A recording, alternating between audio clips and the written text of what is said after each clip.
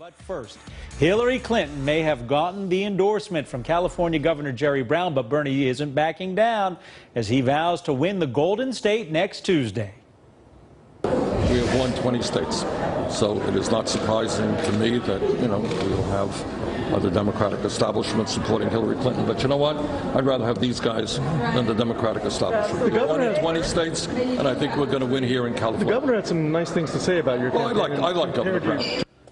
So Bernie Sanders' campaign hinges on the primary in delegate-rich California, June 7th, and he's campaigning in the Golden State as if his political life depends on it. The bad news for Mr. Sanders is the Democratic governor of California endorsed Hillary Clinton and said Sanders has little to no chance of clinching the nomination. Now, could this be a final blow to the Sanders campaign, or is Jerry Brown just another member of the Democratic establishment trying to knock Bernie Sanders out of the race? Joining me now, Lauren Leader-Chivee, Boris Epstein, and Jessica Tarloff to talk about all this. Let me start with you, Jessica, because you're our Democratic strategist. No, there are two of us. There are two of them. It's anarchy. It's a sandwich. It's a lot of fun. It's great. And you're the creamy middle. It's wonderful. The creamy, Trumpy middle. Right, but let me start with this. There is a battle in the Democratic Party. There is. You have old-fashioned liberals and this kind of postmodern left that is at war. This intersectional. Yeah, the college lunacy language. Kim Holmes, in his book, The Closing of the Liberal Mind,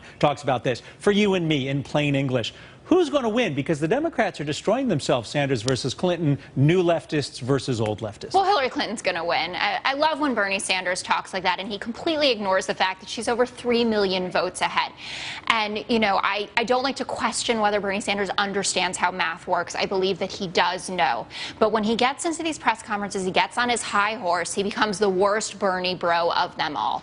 And it's incredibly destructive as we head towards the convention. She needs him to help her secure his supporters.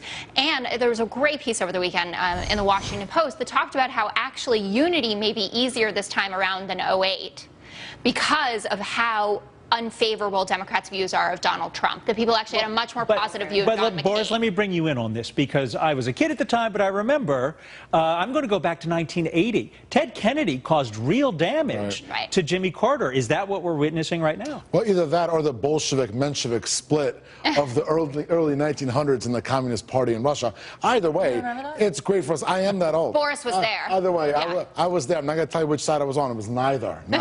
Now, listen, in all seriousness, this is great for us as Republicans, right? Have them continue to fight it out. He's now going fully on the attack against Hillary. Donald Trump is as well. So she's taking it from every side, right? Now, she's going to be the nominee, but she's going to be a damaged nominee, even worse than she would be on her own. And it's pretty bad as it is. Okay, Lauren, she's going to be damaged. In fact, he's fighting to get onto the floor so that he can deliver a speech at this convention. He can only hurt her, can he not? Well, look, stay tuned. I mean, I think the point is well put, which is that in the end, Democrats will unite despite the clear divisions between them. There are generational divides. I agree with you, but I think, look, Republicans would love for this to be the equivalent of the Tea Party on the Republican side. No, they will not unite. I'm going to challenge you. They will not unite because you hear Sanders supporters saying they will not vote for Hillary Clinton. They might sit it out. They may not vote for Trump. A higher percentage of Clinton supporters said that about Obama in '08, and they all came around. But those are very different supporters. The Clinton supporters in '08 were largely the old-line establishment Democrats. And, of course, they were going to come around behind Obama, who was not near the far left as Sanders is. It's much easier to bring the establishment around than it is to people donating $20 and the college kids. And this is a generational shift. This is the millennial generation. What we see on college campuses who will shut down speech. This is my generation. It's my way or no way. That's what Hillary Clinton's up against, and that's what plays well for Republicans. But look, the social issues are fundamentally one of the things that unite Democrats. And when you look at what the demographics of Democrat millennials, they're the most diverse generation in history. They care passionately about things like gay rights and equal rights for all Americans. That is something that absolutely will unite Democrats, and you're going to see a big push around that heading into the convention. It's a settled issue. Gay rights is done. Exactly. It's not a settled issue. And Donald Trump is not on the wrong side of that debate politically, right? Donald Trump is a centrist Republican. Well, no, Donald Trump. He's not going to. Hold on, let me finish. He's right on this. Donald Trump has proven the one good thing that he has done has to bring to the fore, not of many, Boris, but it's to bring to the fore the fact that the GOP establishment is out of step with the way that the country feels about social issues and Republicans. Donald Trump has basically said, gay marriage, I don't really care. Do what you want. He's not going to attack Roe v. Wade, and that's what makes him really dangerous. He's not attacking Roe v. Wade. He already has. We're going to lock up women who have abortions. Jerry Brown said on Sanders, he's driven home the message that the top 1% has unfairly captured way too much of America's wealth. On Clinton, he said she knows how to get things done and has the tenacity and skill to advance the Democratic agenda. At the end of the day, people vote emotion. Right. In those two statements, Jerry Brown betrays where he lies. He's with Sanders. He's not really with Clinton. He might have endorsed her, but whoop-de-doo. Like the Pence endorsement of Cruz, which was really a Trump endorsement. Remember that in Indiana? Do you have any comment on what Brown is really saying there? I mean, he's going after the 1%. He's complimenting Sanders, driven home the message. Well, look, I don't think that's some like crazy outlier of a comment for a Democrat. I mean, Democrats have been very focused on issues of income inequality for a long time. I don't think that puts them at odds with Hillary Clinton. She cares a lot about those issues and has said so. She may disagree with Sanders on how you execute that, which is why I think ultimately she's going to be able to unite the party, because the reality is that the folks, yes, there are millions of supporters for Sanders, but she's already beating him by millions of votes, and the vast majority of Americans are somewhere in the middle. They're not to that far left, nor are they, by the way, to the extreme right. We've got to move to the next subject, but you're going to love this one. Okay, Democratic National Committee Chair Debbie Wasserman Schultz is on thin ice in her home district. Now, the Florida Congresswoman has been the subject of negative ad campaigns from liberals, and now the Allied Progress said it will launch a six-figure ad campaign against Wasserman Schultz's support for payday lenders. Wasserman Schultz's opponent piled on the attack on Wasserman Schultz's record today. He was on with Fox Business Network's Stuart Vaughney. Take a listen. Debbie Wasserman Schultz is taking money from private prisons, supporting the war on drugs and mass incarceration. There's a lot of issues that Debbie Wasserman Schultz is just out of step with the interests of her constituents. These new ads, though, talk about it's payday lending. And could Wasserman Schultz be the person who loses during the election season? I'm going to start with you, Jessica. I think it's completely possible. There's talk now of trying to get her out before the convention so she's not the chair then, and this is a direct result of Bernie Sanders, again, what we were talking about. And this is where the real warfare is going, this internal thing that he's doing. You know, he picked 8 candidates, finally, that he would help raise funds for. I mean, he doesn't understand that down ballot matters.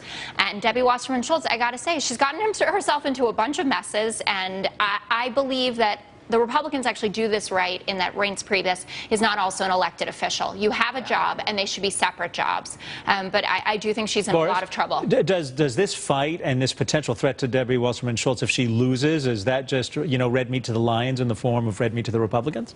You know what it is? It's another statement of how weak Hillary Clinton is as a national candidate. What? It's actually similar to what I was going to say earlier. She does.